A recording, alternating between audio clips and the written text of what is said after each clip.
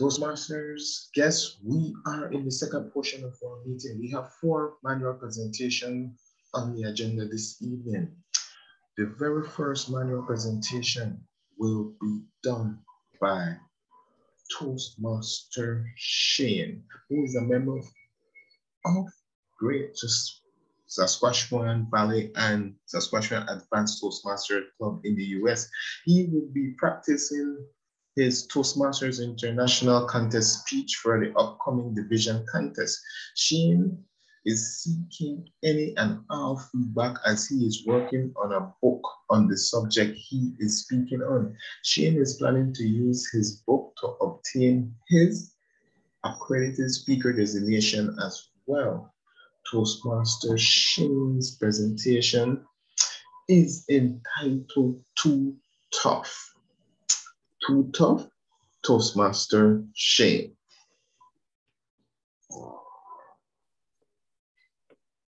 Are you ready to go with the timing? Let's make sure. Yes, we are.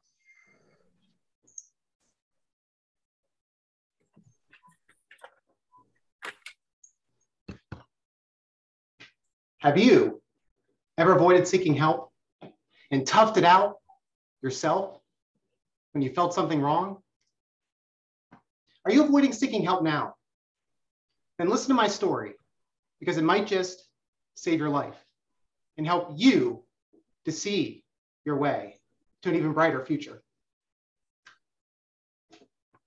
From childhood to adulthood, my father preached the importance of being tough, which meant hiding my problems and avoiding help at all times.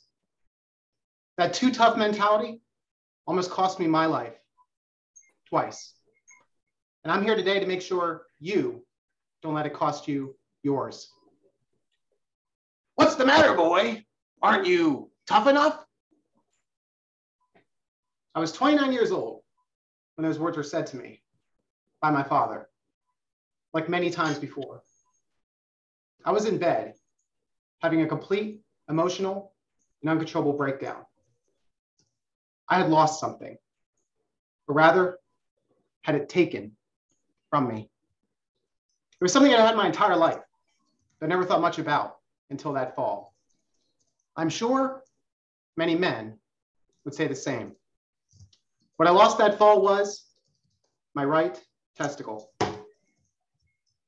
It's time to get uncomfortable, friends, because today's topic, like listening to a speech with all filler words, because today's topic is testicular cancer.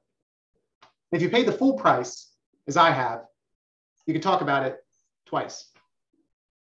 Let me take you way back to 5-year-old me. My father enrolled me in a karate class. You're going to learn to be tough, son.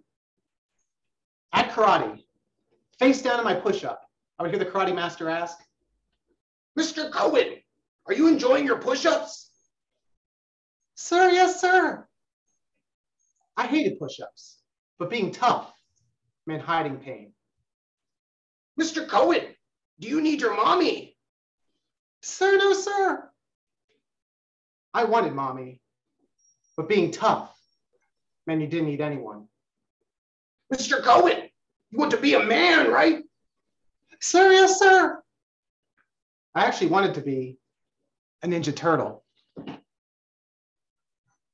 Karate taught us, boys and girls, that being tough meant hiding pain, and that needing help meant weakness, which was to be cut from the soul like a cancerous growth. Fast forward to 29-year-old me. In the summer, when I realized my right testicle was clearly enlarged and causing me pain, my first thought was, I just need to tough it out. My father's voice would ring inside my head. What's the matter, boy? Aren't you tough enough? I thought, of course, it's nothing serious. I'm fine. It will go away. I think. You'll never believe this, but I was actually saved by an anti-terrorism campaign. See something. Say something. See something. Say something. Was plastered everywhere I traveled that year. Those words stuck in my head like lyrics from a Taylor Swift song. No, my inner voice said and interpreted, sense something, seek help. This wasn't a terroristic threat at an airport, but it felt like a terroristic threat to my health. The Office of Homeland Security actually saved my life. I called the hospital. I was at the hospital waiting for my results. The first word spoken to me by a male nurse with a heavy accent.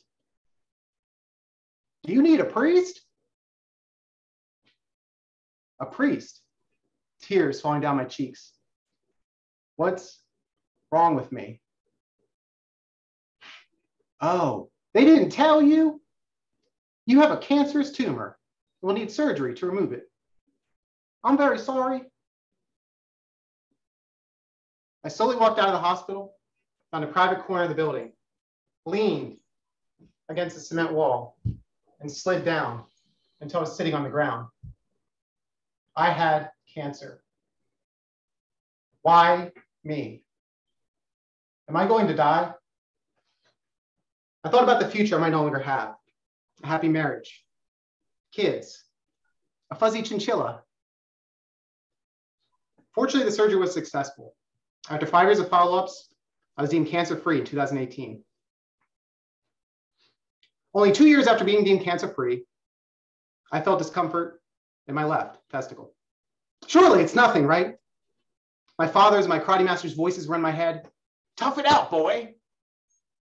But my inner voice said, sense something, seek help. I called the hospital. The doctor told me I had a cancerous tumor in my left testicle. He told me I was more likely to have been struck by lightning. I was shocked. He said I'd save my life by calling early. I had surgery to remove the cancer about 1 year ago today. I will no longer be able to have children, biologically, but on the bright side, they didn't remove my sense of humor. Now, I've shared a very private part of me with you, but this isn't a speech about testicular cancer. This isn't a speech for men. No matter your gender, race, identity, this is about listening to yourself. If you are sensing something wrong in any area of your life, are you toughing it out alone? Or are you saying something and seeking help? Take it from my experience. That choice might just save your life and help you to see your way to an even brighter future. Because I will be getting married this summer. We've decided to adopt children, and we'll be getting a chinchilla. Don't be too tough. If you're sensing something wrong, say something and seek help. Mr. Contest Chair. Excellent, excellent, excellent job. Well done, Toastmastership. Well done. Our second manual presentation this evening will be by our very own Toastmaster Angela. Toastmaster Angela is an avid blogger. She's a published author and an English teacher, not to mention member of 5 Toastmasters Club. Toastmaster Angela, the floor is yours.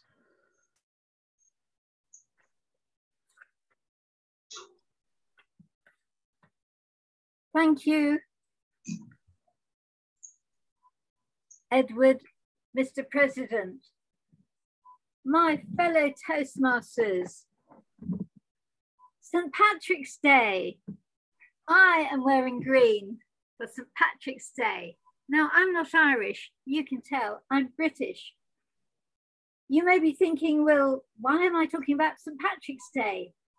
Well, there are 3 sets of people who celebrate St. Patrick's Day.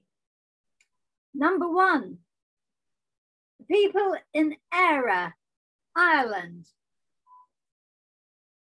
They celebrate St. Patrick's Day with 3 colours. Green for the Emerald Isle. Now, why is it an Emerald Isle? It's like Wales, it's on the west, and the rain comes in from that side drops the water and you get lovely greenery. So it's the Emerald Isle. And that's why it's got the green color. And the flag is supposed to show the green of Eire, which is the Republic of Ireland in the south. And they hope that one day they will reunite with the north, which features William of Orange, who has the orange color. So they have a flag, orange, white, and green. However, the people in the north don't have this flag. They have the Union Jack, which I'm sure many of you know. The Union Jack is like this. It's on the Australian flag, the New Zealand flag. I expect it was on the Belize flag at one point. There's the Union Jack, still used by the people in the North, United Kingdom of Northern Ireland. However, it doesn't matter whether you're Northern Irish or from Eire or from Irish people all around the world, or even if you're not Irish, you can celebrate St. Patrick's Day. Now, in America, they have devised something else to go with St. Patrick's Day. One day, they couldn't celebrate St. Patrick's Day in their spring break. So instead, they had a green beer day. Green beer. Yes, green beer. And they still have to this day in Ohio a green beer day. But you may be thinking, green beer, that doesn't sound very healthy. How do you make green beer? I looked it up. There are two ways you can make green beer. You can make it the simple way by taking green food dye, and that gets you the best color and the least change in the flavor. Now, in order for you to see the green, you need to take a pale colored beer. Obviously, because if you take a dark beer, you can't see the green so well.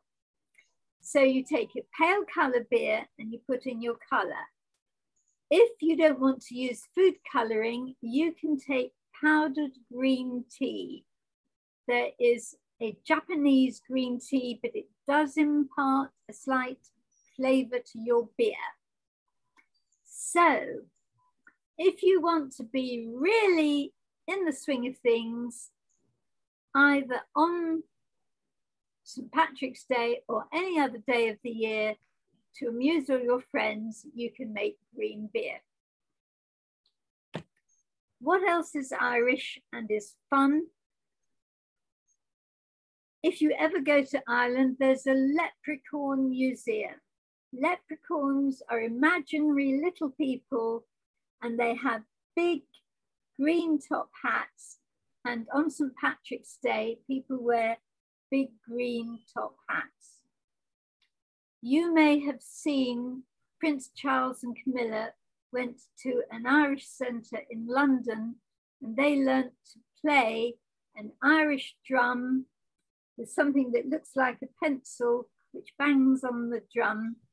And you play pipes, which look like Scottish pipes, and you wear kilts. Now, Edward knows all about this because he has sent me a photo. Would you believe, as far away as Belize, which is nowhere near Ireland, because they had a group of Irish people who were part of the British Army stationed there and who ended up living there because they loved Belize so much. It's now a tradition in Belize to celebrate the St. Patrick's Day. Finally, I expect you'd want to know, well, who was St. Patrick? What did he do? The story goes that he introduced Christianity to Ireland, and he got rid of the snakes. Unfortunately, it's true there are no snakes. If you don't like snakes, that's a good reason to visit Ireland. as well as visiting the Leprechaun Museum and having lots of jolly songs. Why are there no snakes? It's not because of St. Patrick. An archaeologist looked at all the fossils and said, it's true, after St. Patrick, there were no snakes, but there were no snakes before him either, because there are no fossils of snakes. So it's a myth that he got rid of them. However, why, as they say, let the truth get in the way of a good story? Now, if you go to Northern Ireland, there's a big statue of St. Patrick, there's a grave of St. Patrick, and all over the world there are churches with stained glass windows to St. Patrick, and there are people called Patrick and Paddy. And they say you don't have to be Irish. When Irish eyes are smiling, the luck of the Irish, 3 or 4 leaf clovers you find all over the world too. And last but not least, one day you can meet up with me and we'll have a green beer together. I haven't yet made it, but I'll do it just for you. Back to you, Toastmaster of the day, Edward. Well done, Toastmaster Angela. Well done. Yes, we do celebrate St. Patrick's Day here in Belize. I'm sure some of my colleagues are still intoxicated from last night's activities. Our third manual presentation this evening will be by our very own Toastmaster Perva. Her speech is from the Pathway Effective Coaching, this Project 3, Level 1, and her speech title is Making Peace with Myself. Making Peace with Myself, Toastmaster Perva. Thank you so much, Mr. President. Toastmaster Edward. First off, I would like to apologize if you are able to listen any backdrop noises since my family is celebrating Holi today. I would like to apologize for the noises. Timer, can we start the time now? Yes. Cool. On my 18th birthday, like any other Gen Z kid would want, I wanted to do something different. Something memorable, because why not? It was my 18th birthday and I wanted to do something unforgettable and different and unique. And what better than getting a tattoo? What better than getting inked for good? But I didn't want to be impulsive with something which is gonna stay with me all my life, indelibly inked on my body and reminding me of how young I was once. So I wanted this decision to be thoughtful and insightful, and I waited. I waited for a long time. And by long time, I mean, I waited for a year. And on my 19th birthday, I finally got inked. Yes, on my 19th birthday, I got my first ever tattoo. Well, I envisioned myself filled with ecstasy, blooming and jumping in a garden of flowers, and suddenly everything around me would become very happening once I get that tattoo. But here's what I felt. What I experienced was an instant regret. Not even 1 minute getting into ink, I started regretting it. Good evening, fellow Toastmasters and guests. Now imagine this. You're hosting a house party. This is not an ordinary house party. In this house party, every version in the party is a past version of yourself. There's a kids playing area with all the little kids version of you. There's a TV room with your angsty teenage selves. The insecure you from college trying to look smarter than you actually are. And yeah, the frustrated and exhausted you from the first job, the doe-eyed and the innocent you from the first time you fell in love. Now, this might sound like fun, but I think this house party of you would actually get quite boring. Because for every version of you talk to, you already know what they know, while they only know a fraction of you, right? Well, that's not to say that it wouldn't be endearing. You would hang out with your awkward teenage selves, trying to reassure them not to worry. You would talk to your smitten self who has just fallen in love for the first time, while not disclosing that Mr. and Miss Perfect is about to smash their heart a dozen times. But then there would be that one former self you would want to avoid. You know the one. That former self who did that one horrible thing you have quite never found a way to forget yourself for. If finally forced to speak to them, you would immediately start chastising them. How could you? What were you even thinking? You're such a jerk, my God. And then the party would be ruined. The house party of you is a kind of metaphor of what happens when you experience regret. You abandon and neglect all the celebrations in your life just to hone in that one festering mistake. That evening, when I got back home from the tattoo studio, I called all my friends, everyone, if they approve of my tattoo or not. And since it was my birthday that day, they all said, it looks amazing. Amazing. But I wasn't convinced. I didn't like the way it turned out to be. Even after doing all my research and pondering over the tattoo, I still regretted it. I was bewildered, and the only questions in my head were, how could I have done that? What was I even thinking? And it is particularly more painful for a generation like mine to face something awful because we are a Control Z generation. Control Z, the computer command like undo. We are incredibly not used to facing life's harsh realities.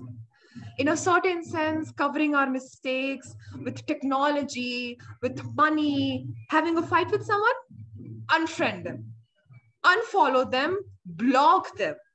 Easy. And but there are certain things in life that we desperately want to change, but we cannot. And my tattoo was one of those. And do you want to see my tattoo? Okay. Well, here's the disclaimer. It is gonna disappoint you. Here it is. It is a Celtic card, and it has a deep spiritual meaning. I know, and I know it does not look as bad. It's just that I don't like how it looks. And here's the irony. The house party of you, in the house party of you, the only version of you that can actually teach you something that you don't already know is the regrettable you. It's that one version of yourself that can show you where your narratives have gone wrong and where your understanding of yourself has faltered. And the point here is to not live without regrets. It is to not hate ourselves for having them and to forgive ourselves for making those mistakes. Thank you. Back to you, Mr. Toastmaster. Well done, Perva, well done. I have always wanted a tattoo, but I've always been afraid of getting one. I just don't like needles. Excellent job. Guys, Chris Sandra sends his apologies. He will not be doing his manual presentation today as he had to step away. That brings us to the end of our manual presentation portion of our meeting. We take a 5-minute break for the evaluators to wrap up their evaluation, and then we return with the evaluation.